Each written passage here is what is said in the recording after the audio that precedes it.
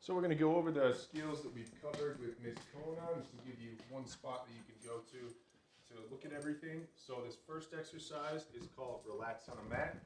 And what we're looking for from Miss Kona is that she comes on over to the mat and gives us a nice relaxed body posture.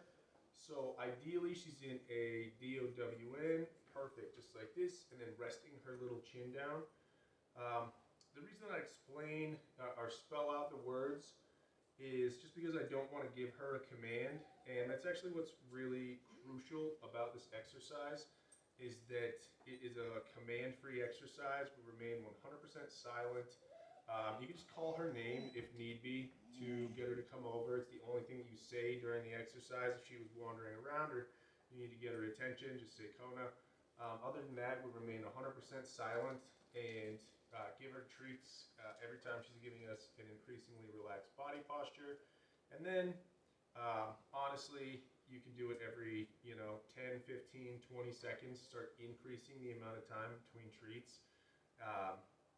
And what you want to do is start to utilize this in more and more stressful situations. So we started using this for fearful dogs and aggressive dogs.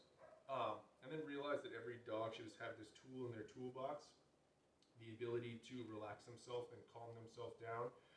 So this is basically giving her emotional intelligence. We can work with sounds by doing Relax on a Mat and then playing a sound on our phones. Just Google a sound that might get her triggered. So maybe it's a dog barking, or a garbage truck sound, or kids screaming, whatever it is that gets her real wound up. And put it on the lowest volume setting so that you can slowly desensitize her to it and then ratchet up that volume over time. If it's a physical stimulus or something that she sees, I like to do Relax on a Mat from a distance that she can do this exercise and then start to get closer and closer over time. So a really great way that we've been utilizing this with Miss Kona is when we're out on walks.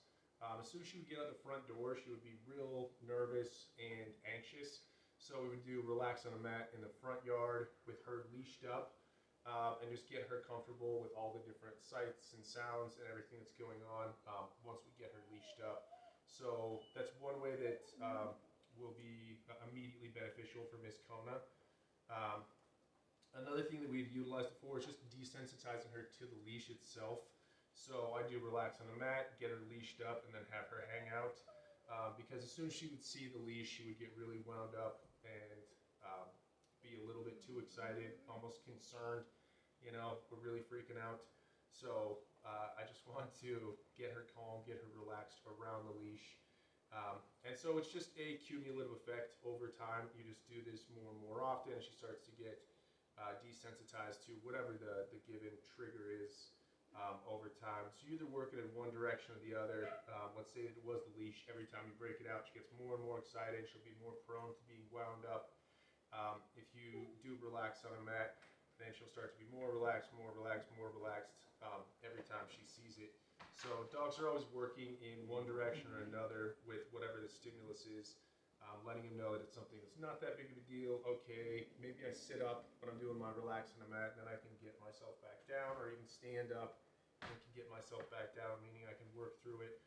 Or I get super excited, and the next time I see it, the emotion is going to be exacerbated. So very, very crucial, powerful tool in your toolbox, Relax on a Mat. You can do it for anywhere between 30 seconds and a couple minutes. It doesn't have to be for prolonged periods of time when you're working through something. And you can work on that, every day. Give her like little doses of Relax on a Mat, so she knows she's got this tool in her toolbox. Yeah, one of the most crucial exercises that we go over. And I like to keep it fresh for dogs by working in an environment like this, an easy environment, and keeping it fresh for them, so that then when we run into something that really, really gets them wound up, then they know that they have the ability to calm themselves down, and they've been practicing relaxing themselves in an environment that's easier for them to work through. So next we're going to do is go through our name game exercises. So everything is predicated on a really strong name response. So I'm going to take some treats, drag them up towards my face. As soon as Kona makes eye contact, I'm going to click that moment, pinpointing the second that she's done what we're looking for, and then give her a treat, let her know that she did a good job. So I'll say, Kona, perfect eye contact, good job. Then I'm going to do it with no treat, drag up. She's got to do it on her own accord. So I'll say, Kona, good girl. Then I'm going to take some treats, drag them out to the side. And I'm going to make a little distraction for her. She's going to be interested in the treats, but has to come back to me and make eye contact. Kona. Girl. Then I'm going to take some treats, toss them on the ground, and she's going to be interested in that treat, but she's got to be able to turn back towards me. On this one, I'm not too concerned with really direct eye contact. Usually when the dog's turned away from me, as soon as they turn back, they'll start trotting over towards me and they'll look me in the chest. That's fine, just as soon as she looks in my direction. I want her to know when you're turned away, as soon as you turn back towards me is when you've done the right thing. So let's show you what that looks like. So we toss one over here. Kona. Good girl. Oh, swing and a miss. Here you go, sweetie. There you go. Kona. So then I like to parlay my name game exercises specifically into recall. So as soon as we've done a number of name game exercises, then I like to call my dog over. So I toss a treat over here. You missed it. Here you go. Here you go. Right there. Kona, come. Good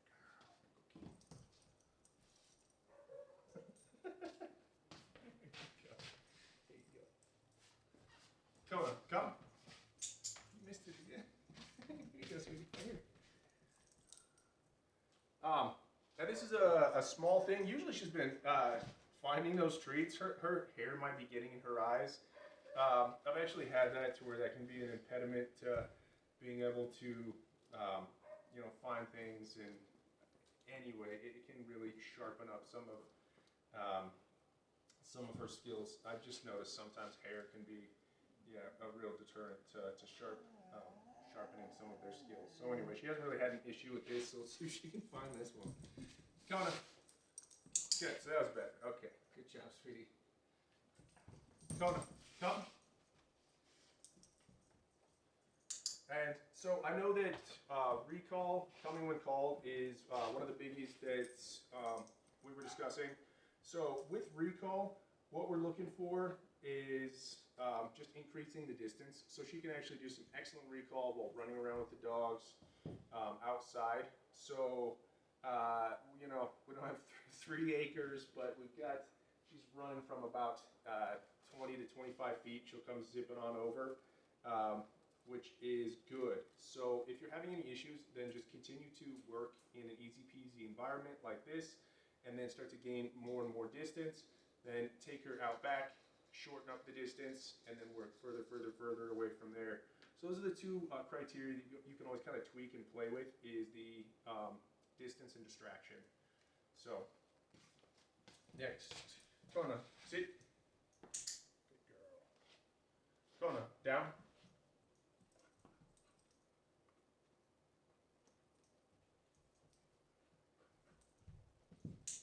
Good girl. Kona, stay.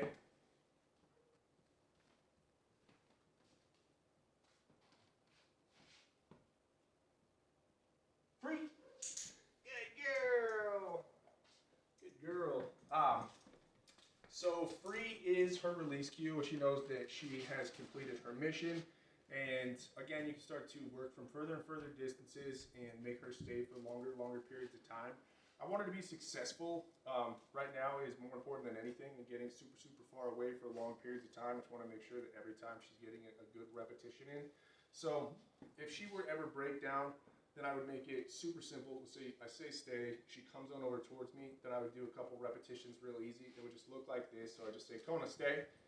And I would take a step back, return to her, free,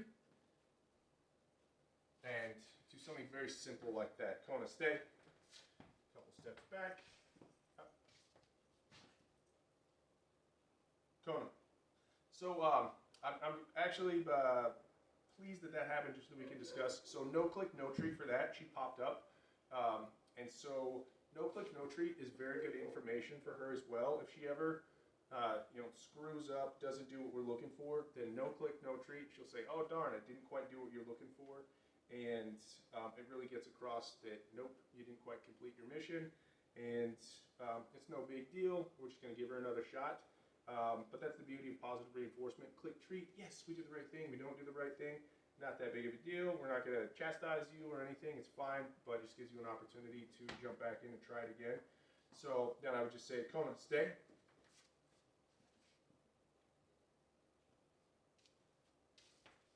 Free. And then one other thing to take mention of is that continuing to face her is going to be a little bit easier. And Kona, stay.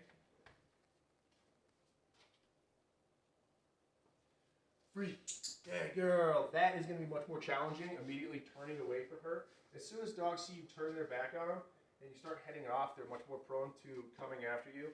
So if she has any issues with her stay, then continue to face her, get some successful repetitions in this way, and then try some ones where you're immediately walking away from her. So yeah, you're a champion. Yes, you are. And you're very good. And you're very good. Excellent. Kona. Touch. Good girl. So this is our targeting exercise. What we do here, I just want her to come up and bump my hand with her nose. It's a great exercise for our loose leash walking, where I want to get her positioned exactly where she needs to be. So if we're walking, she's not right where she needs to be, I can put my hand down, say touch, she'll come up and boom, be right where I need her to be. And it's also a great attention-getting exercise when we're out in public. So if she's really concerned about something, and I could say, Kona, touch, and she'll come up and bump my hand and stick right where she needs to be and just get immediately focused on that. So it's a simple exercise. Another way that I've seen folks use it is, let's say on recall, coming when called, she starts doing a thing where she gets close but not all the way there. So we'd say, Kona, come. She doesn't quite get there. Then I would say, touch. Let her know this is exactly where you need to be. Very good. Very good.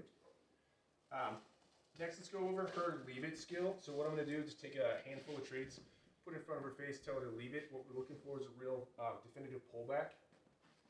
Leave it. Good girl.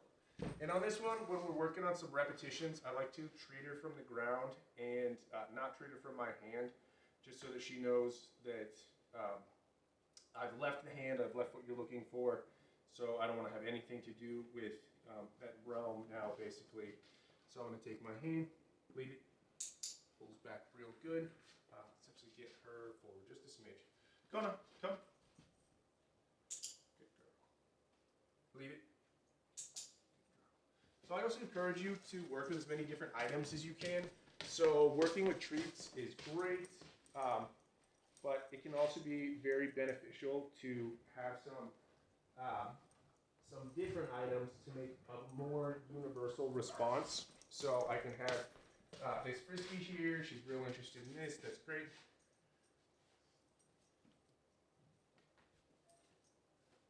So we've actually done some repetitions with this. She's going to be less apt to go after this. Okay, girl. So she's so smart. She says, we've done too many repetitions. I actually have a pink, stuffy. This is actually a dog toy that I stuffed in there. Leave it. Good. Very good. Excellent work, my lady. You did good. Okay. Kona, leave it. Good girl. That is perfect. Very good. So I actually noticed when I tell her leave it, if I take a couple steps back from her, she'll actually bring it up to me and then drop it and leave it. So I think she'd be a dog that would enjoy fetch. Not all dogs do, and so it's really one that could be like pulling teeth if a dog doesn't like to do it. But hey, it's kind of endearing and cute when she comes up, drops the stuffy in front of you. Does a great job, but also I think something that she would find enjoyable playing fetch. So one side note is that leave it. We've taken a leave it, and it's basically a drop it and a leave it. I've used interchangeably. So if she has something in her mouth, I'll tell her leave it. If she's gaining interest in something, then I tell her leave it. So in both instances, we don't differentiate between a drop it and a leave it. So next we're going to go over a space exercise. So this is an anti-jumping exercise. We basically are looking for about a 2-foot bubble around us. So Kona, space. Very good. So just her stopping shy is perfect. And you'll notice that she offered up a sit there. That's fine, but not required. If she just stands there, that's fine. Kona, space.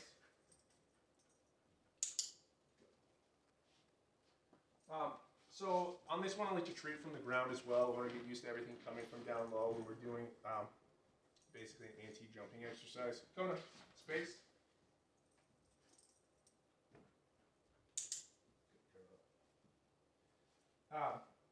So just, this is a pretty common occurrence. So I did a space command, but did it from behind. And she does a thing where she kind of circles up and then sits down. It gives me space in front. I see that all the time. Some dogs will just stop shy immediately here. Some will circle around front and then give you space up here. That's fine. I consider that acceptable as long as she's given me that space. Then she's met the requirements of what we're looking for here. So just because she circles around front, I don't consider that a not treat moment, or not click, not treat moment. So that is perfect. What we're gonna do next, I'm just gonna get my little cutie leashed up here, and then we'll go on our walk, and I'll show you what that looks like.